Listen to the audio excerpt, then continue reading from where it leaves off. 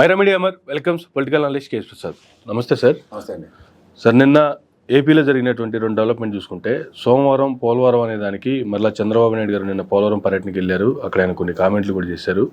ఆయన చేసినటువంటి కామెంట్లు, అక్కడ జరిగినటువంటి వాస్తవ పరిస్థితులు చూసుకుంటే, అలాగే గౌతు లచ్చన్న గారి విగ్రహావిష్కరణకు గౌతు శిరీష్ గారు హాజరవటం, at the same time YCP నుంచి జోగి రమేష్ గారు హాజరవటం, దానికి లోకేష్ గారు ఎక్స్ప్లెనేషన్ అడగటం గౌతు శిరీష గారిని. ఏంది అసలు ఈ అంశాలకు సంబంధించి ఏం చెప్తారు సార్? అసలు అంటే ఒకటి సోమవారం పోలవరం అని ఆయనే మొదలెట్టారు. బాగానే 72% క్లెయిమ్ చేసుకున్నారు, మేమే కట్టామని. అవన్నీ సార్ మెషరబుల్ మాత్రం 2,400 కోట్లు, కాస్ట్ ఎక్స్లవేషన్ ఇంకొక 2-3 కోట్లు, పవర్ ప్రాజెక్టు అదొక 2-3 కోట్లు, ఒక 10-15 కోట్ల రూపాయలు మినిమం ఉంటుంది. మళ్ళా ఆ బెనిఫిట్ చుట్టూ అది ఇన్వెషన్. ఈ నీళ్లు తీసేపోయి పంటలు పన్నుంటే పంటల్లో వచ్చే ఆదాయం అదనం. అది ఒక్కసారి జిఎస్టిపి పెరిగిన తర్వాత ఆ జిఎస్టిపి పైన మళ్ళీ ఆదాయం వస్తుంది, వెల్త్ వస్తుంది, డబ్బులు వస్తాయి.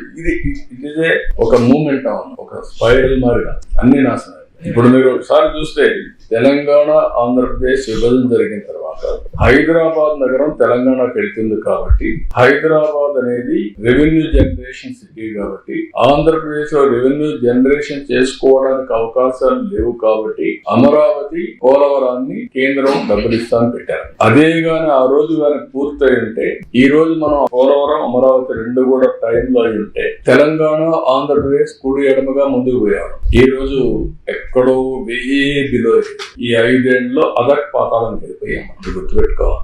హైదరాబాద్ లో వచ్చే ఆదాయం వల్ల వాళ్ళు బెటర్ గా దేశంలో number 1 per capital income Telangana ఈ రోజు. అదే ఆ రోజు నేను చేసినటువంటి ఒక ఎకో సిస్టమ్ క్రియేట్ చేసి ఆటో పైలట్ ఎత్తాము, ఎవరు వచ్చినా కూడా జరిగిపోతా ఉంది, ముందుకు పోయే పరిస్థితికి వచ్చింది. కనీసం ఈ 2 పైన శ్రద్ధ పెట్టి ఈ 2 చేస్తే మళ్ళా రాష్ట్రం ఘాట్లో పడుతుందని చెప్పి రాత్రింబగుళ్ళు కష్టపడితే 2 రాష్ట్రానికి ఉండే 2 కళ్ళు పొడి చేసి అంధకారాన్ని సృష్టించే పరిస్థితి వచ్చారు. బాధ, ఆవేదన సారీ, ఎందుకంటే అందరికంటే ఎక్కువ నేనే బాధ. ఎందుకంటే ఇన్నిసార్లు ఎవరు వచ్చి దేశ చరిత్రలో 28 సార్లు ప్రాజెక్ట్ వరకు వచ్చి జరుగుతా ఉంటే మా ఇంజనీర్లు చెప్పేదని నాకు అన్ని తెలుసు. అవన్నీ ఎక్కడ కాఫర్ డ్యామ్ అప్పర్ వస్తుంది, ఎక్కడ డౌన్ వస్తుంది, డయాఫ్రమ్ వాల్ ఎక్కడ వస్తుంది, గ్యాప్ 1 ఎక్కడ ఉంది, గ్యాప్ 2 ఎక్కడ ఉంది, గేట్లు ఏంటి, ఎవ్రీథింగ్.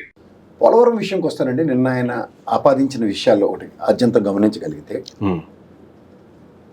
ఒక టెన్యూర్లో జగన్మోహన్ రెడ్డి గారి టెన్యూర్లో ఏం పని జరిగిందో, లేకపోతే అంతకన్నా ముందు చంద్రబాబు గారి రాయల్లో ఏం జరిగింది అన్నది ప్రజలకి బాగా తెలుసు సార్. ఫస్ట్ విషయం ఏంటంటేనండి, స్పిల్వే అన్నది ఎలా ఉంటుందంటే నదీ ప్రవాహాన్ని పక్కదారి పట్టించి ప్రాజెక్ట్ కన్స్ట్రక్షన్ చేస్తారు ఎవరైనా సరే. కానీ స్పిల్వే పనుల కన్నా డయాఫ్రమ్ వాళ్ళు నెక్స్ట్ ఆ ప్రాజెక్ట్ నిర్మాణానికి మీద శ్రద్ధ 72% క్లెయిమ్ చేసుకున్నారు చంద్రబాబు గారి గవర్నమెంట్లో.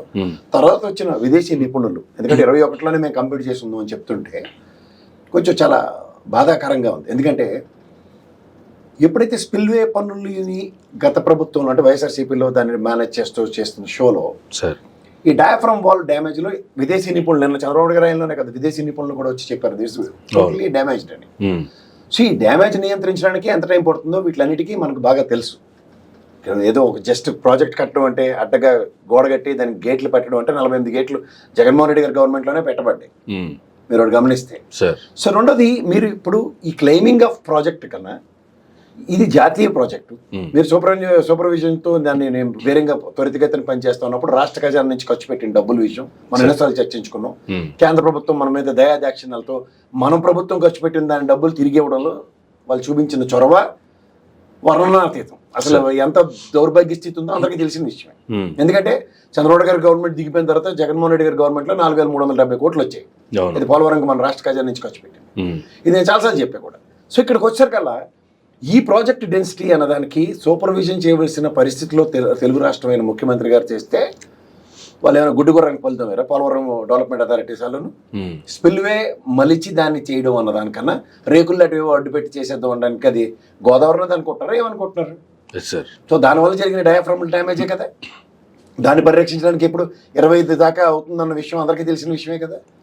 సో ఇక్కడ ఇదంతా ఒక ఎత్తి అయితే ఎలక్షన్స్ ముందు నరేంద్ర మోడీ గారు పోలవరం ఒక ఏటీఎం కింద చంద్రబాబు గారికి అయిందని, దాంట్లో విపరీతమైన దోపిడీ జరిగిందని, వాళ్ళ ధనార్జన కోసమే పోలవరం కడుతున్నారన్న దానికి కూడా ఏ ప్రాతిపదిక మీద తీసుకోవాలి? అందులో ఏది రైట్ అని వాళ్ళు వీళ్ళిద్దరూ కలిసిపోయారు కాబట్టి ఆ రోజు చేసిన ధర్మ పోరాట దీక్షలు కానీ లేదంటే వాళ్ళ మనోభావాలుగా ఏమని చెప్పి బీజేపీ ఎన్డీఏ కూటమి నుంచి విరమించుకుంది కానీ ఏం మాట్లాడకూడదా? కాదు, నాకు తెలియకూడదు. నిన్న ఆపాదించిన విషయాలు ఏవైతే ఉన్నాయో సార్ ఒకసారి గమనించగలిగితేనండి. మొదటిది చంద్రబాబు గారు ఆపాదించింది ఏదైతే ఉందో 21కే మేము కంప్లీట్ చేసిందో మీ అధికారంలో ఉంటే, కానీ మొన్న వచ్చిన తుఫాన్ లాంటి కనుక వస్తే మీరు డయాఫ్రామ్ వల్ల ఎత్తుకెళ్ళిపోతుంటే ఎస్ సార్ ఎలా కంప్లీట్ చేస్తారు? సెప్టెంబర్లో మీరే కదా 2024 సెప్టెంబర్లో కదా ఇంటర్నేషనల్ వచ్చి వెరిఫై చేసి కూడా మీరు చెప్తే మీరు ఎలాగో నంబరు, దాంతో ఈ తపేలా ఛానల్ వాళ్ళు తిమ్మిని పంపించేయడంలో కూడా స్పెషలిస్టులు అని చెప్తున్నారు. రెండోది ఇదంతా ఒక ఎత్తేటే రెండో అభియోగం ఇచ్చారంటే నిన్న 72% పనులు మేమే పూర్తి చేసి ఉన్నారు. నిజమే, you have ever right to claim for it. మట్టి తవ్వారు, మొత్తం మేమే చేసామని చెప్పారు. చేసిన తర్వాత ఈ స్పిల్వే పని మీద కదా ఈ అప్రహెన్షన్స్ అన్ని. నది మళ్లించి ఉంటే ఖచ్చితంగా పని ఏమీ కాకుండా అయిపోయింది. మీరు నది మళ్లించకుండా డయాఫ్రామ్ వాళ్ళు ఎండలు బాగా కాసేస్తారని గబగబా కట్టేస్తే కింద నుంచి కుబుసాల నుంచి తవ్వుకుని ఎత్తుకెళ్ళిపోయింది. అది ప్రాబ్లం. ఇది మాట్లాడితే మూడో అభియోగం ఏంటి ఇచ్చారండి? స్పిల్వే మేమే కట్టి ఉన్నారు. సరే సార్, స్పిల్వే మీరే కట్టారు. పోలవరం ప్రాజెక్టులో స్పిల్వే కట్టడం, గేట్లు పిల్లర్లు కట్టకుండా ఒక ఇనుప రేకును పెట్టి జయము అనే పాట కూడా మనం విన్నాం. స్పిల్వే కడితే స్పిల్వే అంటే ఏంటి? నదీ ప్రవాహాన్ని పక్కదారి పట్టించి ప్రాజెక్ట్ కన్స్ట్రక్ట్ చేయడం. మరి అలాంటప్పుడు డయాఫ్రామ్ వాల్ ఎలా డ్యామేజ్ అవుతాయి? ప్రశ్న సమాధానం మీ దగ్గరే ఉన్నాయి. నిజంగా డయాఫ్రామ్ వాల్ కనుక మీరు పనులు ఇవాళ నాణ్యతతో కూడిందని విదేశీ నిపుణులు బ్రహ్మాండంగా చెప్తే ఆ రోజు మీరు గిన్నీస్ రికార్డులుగా కదా highest concrete in the history of the world we have made it and done it అని చెప్పారు కదా. దాని సక్సెస్ నెరేషన్ తీసుకున్నప్పుడు దాని ఫెయిల్యూర్ నెరేషన్ కూడా నేను మీరు చెప్పింది కదా, విదేశీ నిపుణులు చెప్పింది కూడా యూనిట్ యాక్సెప్ట్ ఇట్ కదా. అంతేగా, ఇది మీకు ఖచ్చితంగా మీరు when you're claiming the credibility of 72% అన్నప్పుడు దాని మిస్టేక్స్ కూడా మీరు విదేశీ నిపుణులు ఇచ్చింది కూడా యాక్సెప్ట్ చేయాలి కదా. అంతే కదా. కానీ అధికారంలో ఉన్నాం కాబట్టి మేమే అంటే ఇప్పుడు మీకు ఇంకో విషయం చెప్తా సార్. జగన్మోహన్ రెడ్డి గారి గవర్నమెంట్లో ఒక పెద్ద తుఫాన్ వచ్చింది. నిజంగా ఆయన స్పిల్వే పనులు చేయకపోతే ఒక ప్రాణ నష్టం కూడా లేకుండా ఎలా కాపాడగలిగారు? Yes sir. అంటే స్పిల్వే పనులు ఎవరి గవర్నమెంట్లో అయ్యి? వైసీపీ గవర్నమెంట్లో. అది కూడా ఇండైరెక్ట్ ఆన్సరే కదా మీకు. అంతేగా. ప్రతిదానికి మనం ఈ పోలవరం మీద చర్చలు పొంకాలుగా చెప్పుకుని చచ్చాం.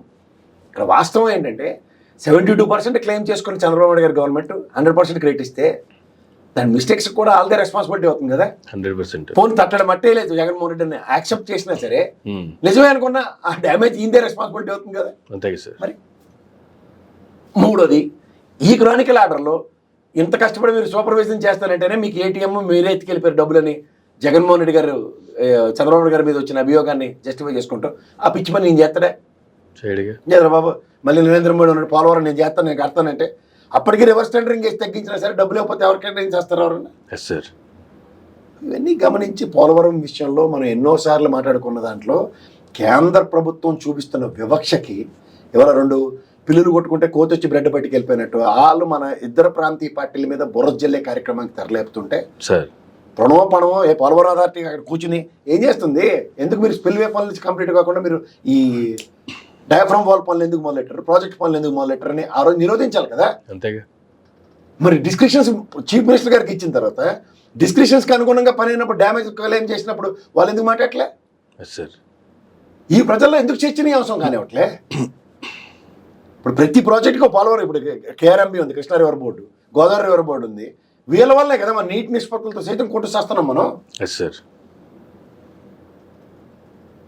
ఎలక్షన్ వచ్చినప్పుడల్లా అది ఒక పొలిటికల్ స్టంట్ కింద పొలిటికలైజేషన్. ఇప్పుడు క్లెయిమ్ చేసుకుందాం సోమవారం పోలవరం వెళ్ళాను కాబట్టి ఇదంతా నా ఖాతాలో వేసుకోవాలి కాబట్టి జగన్మోహన్ రెడ్డిని అపవాదం చేసేద్దాం అన్న దగ్గర జరిగింది ఏంటో అందరికీ తెలుసు.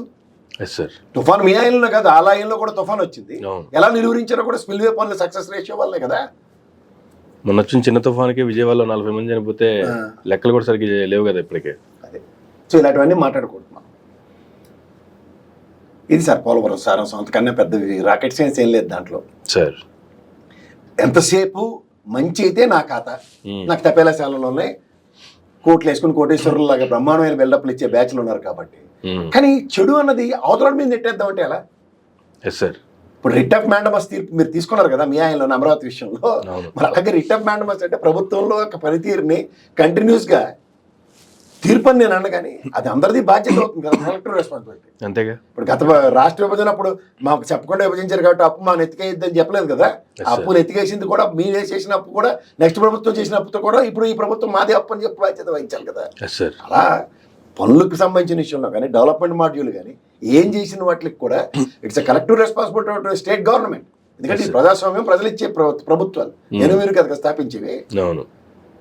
అంచేత వీటికి అనుగుణంగా మలుచుకుని మాట్లాడడంకి సిద్ధహస్తులు వాళ్ళు. అంచేత ఆ సిద్ధహస్తులకి మన చేతనే చెప్పడమే ప్రజలకు, అంతకన్నా ఇంకేం లేదు. సార్, అధికారంలోకి రాగానే మళ్ళీ 4వ ప్రమాణ స్వీకారం చేయగానే ఫస్ట్ మండేనే స్టార్ట్ చేశారు పోలవరానికి వెళ్ళడానికి. తర్వాత మళ్ళీ వీళ్ళు వాటి మీద ప్రెస్ మీట్లు పెట్టి వాటికి సమాధానాలు చెప్పడం, మధ్యలో కొంత గ్యాప్ ఇచ్చారు, మళ్ళీ స్టార్ట్ చేశారు. అంటే ఇంక ఇప్పుడు కూడా ఇంకా ఇలా చెప్పుకుంటూ పోతూ ఉంటే వీళ్ళు ఇంకా బురదలుతూ ఉంటే వీళ్ళు కడుక్కుంటూ ఉంటే ఇంక ఇదేనా పోలవరం పరిస్థితి? సరే, ఇప్పుడు మనకి చేతిలో hand in bird is more important. ఇప్పుడు మీరు విజన్ డాక్యుమెంట్ రిలీజ్ చేశారు, నేను పాత వీడియోలో కూడా చెప్పినాను సార్. ఇప్పుడు హైటెక్ సిటీ అనేది కట్టినప్పుడు సాఫ్ట్వేర్ రంగం ఆకాశాన్ని అద్దుగా ఎగురుతున్నప్పుడు మీరు ఏం చేసినా 2020 vision is a justified act sir. But 2047కి మీ విజన్ చెప్పమంటున్నాం. విజన్ చెప్పకుండా, విజన్ అన్నది ఎలా ఉంటుందంటే, అందుకే మీరు చూడండి అక్కడ మాట్లాడిన వాళ్ళు పవన్ కళ్యాణ్ గారు కానీ లోకేష్ గారు కానీ ఎవరు మాట్లాడినా 2020 ఫలాలు గురించే మాట్లాడారు తప్ప 2047 ఇప్పుడు మీరు 10th క్లాస్ ఫస్ట్ క్లాస్ వచ్చిన పిల్లడికి ఇంటర్మీడియట్ ఎగ్జామ్స్ రాసిన తర్వాత ఫస్ట్ క్లాస్ గ్యారంటీకి వస్తుందా, ఎలా డిస్టింక్షన్ వస్తుందా అని మాట్లాడతారు ఎవరైనా.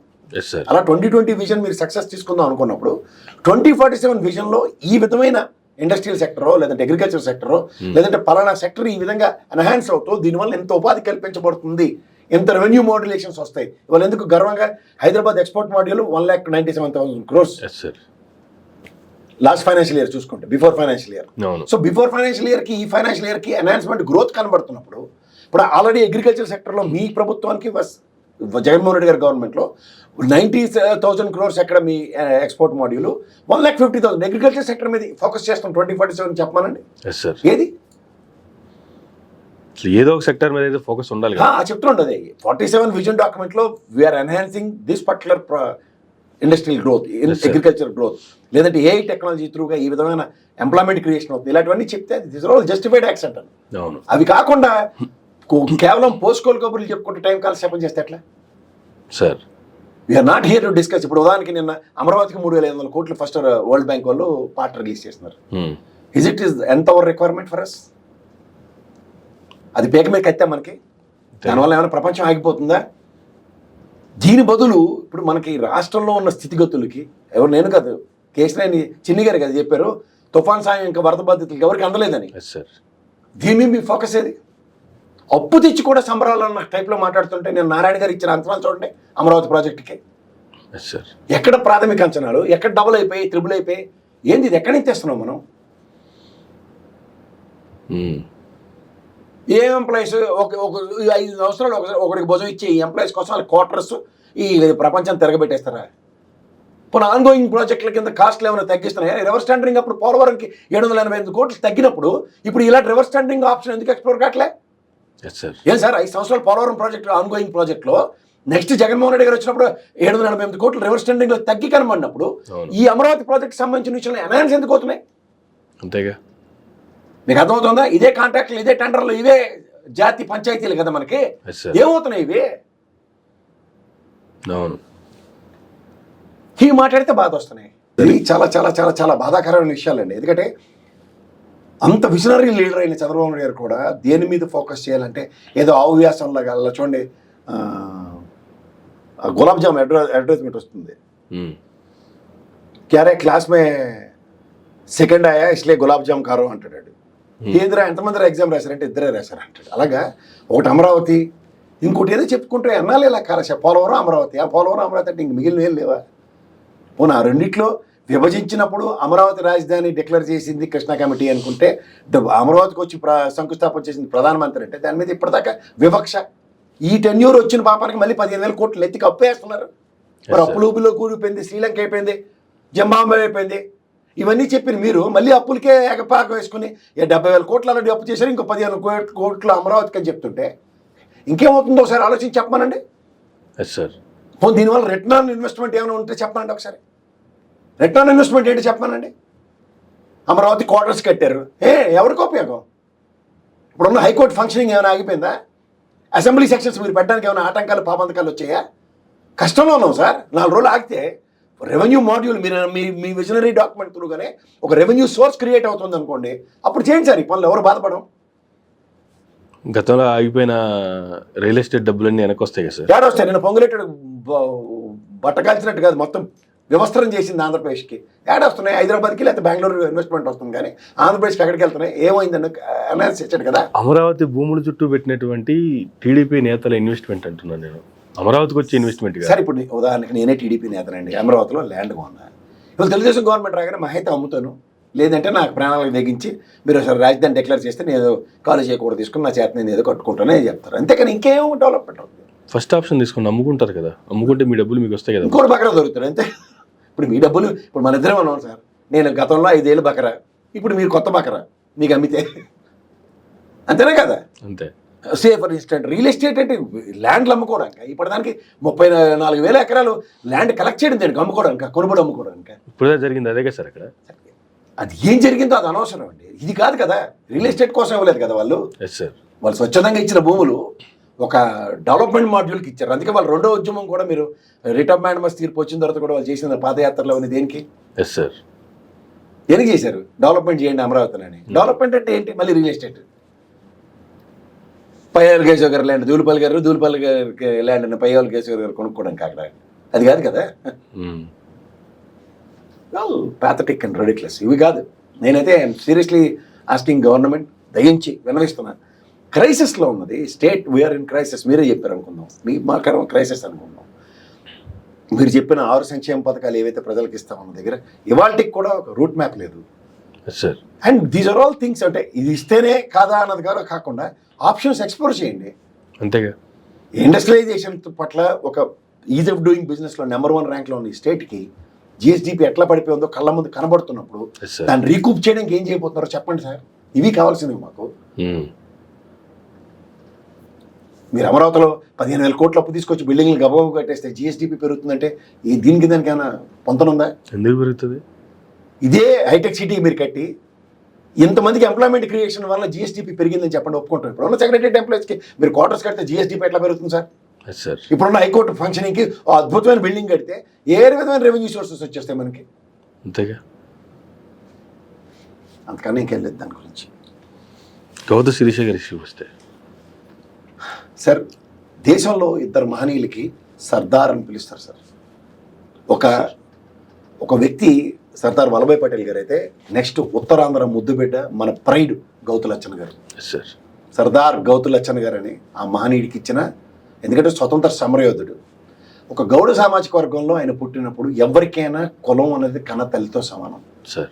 బాధాకరమైన విషయం ఏంటంటే గౌతు శిరీషమ్మకి వచ్చేసరికల్లా ఆల్రెడీ లిస్టులో 2వ లిస్టులో పేరు ఇచ్చారు.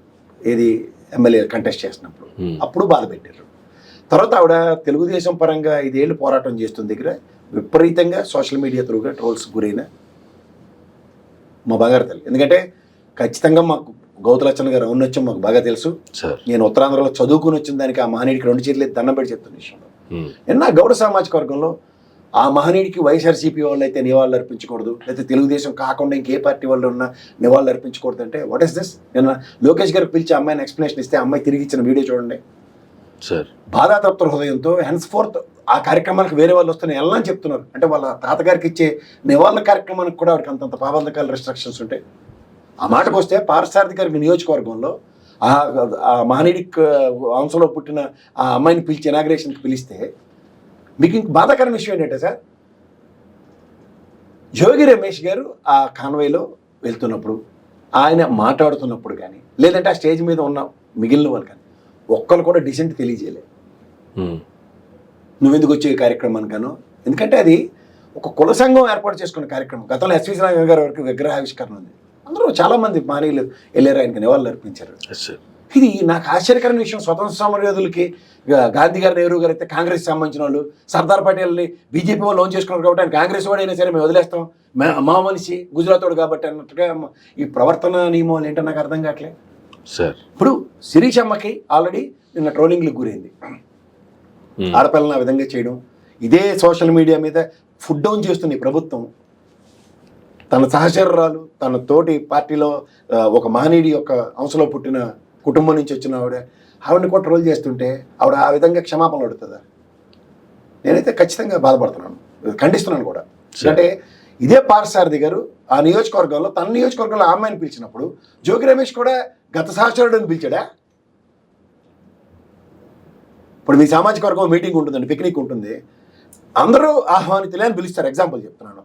అందరూ ఆహ్వానితులే అని ఉన్న దగ్గర నువ్వు వైఎస్ఆర్సీపీ కాబట్టి, లేదా నువ్వు తెలుగుదేశం కాబట్టి, నువ్వు జనసేన కాబట్టి అని ఎవరు చెప్పరు కదండి. అంతేగా, అది ఎంతవరకు సమంజసం?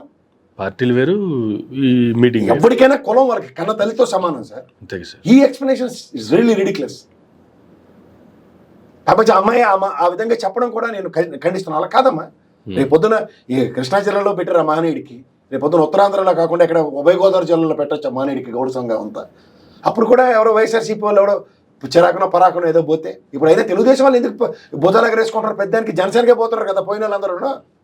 మైలవరం నియోజకవర్గం ఇచ్చిన తర్వాత కూడా ఆయన ఇన్ఛార్జ్గా పనిచేసిన లేదో డౌట్ఫుల్గానే ఉంది జోగి రమేష్ విషయంలో.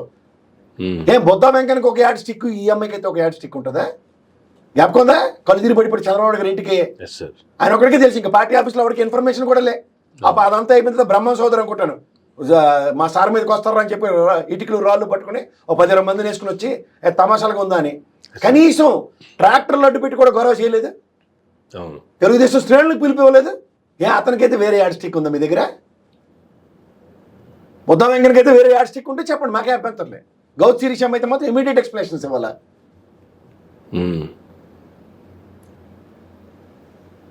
ఇవి ఆలోచించవలసిన విషయాలు.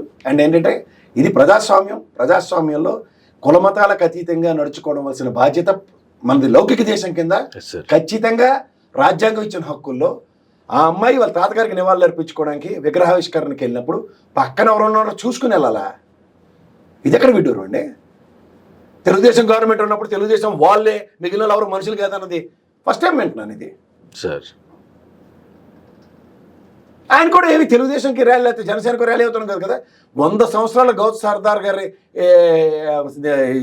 సంస్మరణ సభ కూడా రాజశేఖర రెడ్డి గారి చెప్పారని గర్వంగా చెప్పాడు ఆయన. Stick to his guns. ఇవన్నీ కాదని ఎవరు చెప్పగలరు? ఇప్పుడు 100 సంవత్సరాలు ఆయనకి జయంతోత్సవాల్ని రాజశేఖర రెడ్డి గారు ఇక్కడ నిర్వహించారు రవీంద్ర భారతిలో. దాన్ని మేము కాదని ఎలా చెప్పగలమండి? అంతేగా. ఇప్పుడు నేను పొట్టి శ్రీరాములు గారికి ఇచ్చేసారా మీరు?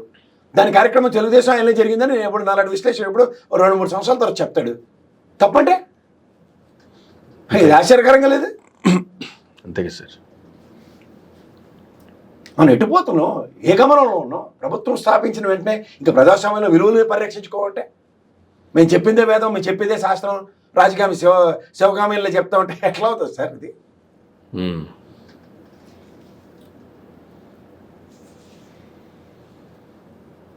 సో ఎక్కడి వరకు ఇది ఇలా లీడ్ అయ్యే అవకాశం ఉందంటారు సార్? అసలు లీడ్ ఎక్కడి దాకైనా అవనివ్వండి sir, that is not our business. But నిన్న అమ్మాయి ఎక్స్ప్లెనేషను, ఆ అమ్మాయిని ఆ విధంగా ట్రోల్స్ చేయడం, నేనైతే మా సర్దార్ గారి మీద ఉన్న గౌరవంతో ఖచ్చితంగా ఖండిస్తున్నాను. అంతేం లేదు. Right sir, thank you sir, thank you very much అండి. ఇదండి పోలవరానికి సంబంధించి కావచ్చు, అలాగే గౌతు శిరీష అంశానికి సంబంధించి కావచ్చు కేఎస్ ప్రసాద్ గారు ఇచ్చినటువంటి విశ్లేషణ. ఇది ఈనాటి మరొక ఇంటర్వ్యూలో మళ్ళీ కలుద్దాం. చూస్తూనే ఉండండి మైరా మీడియా.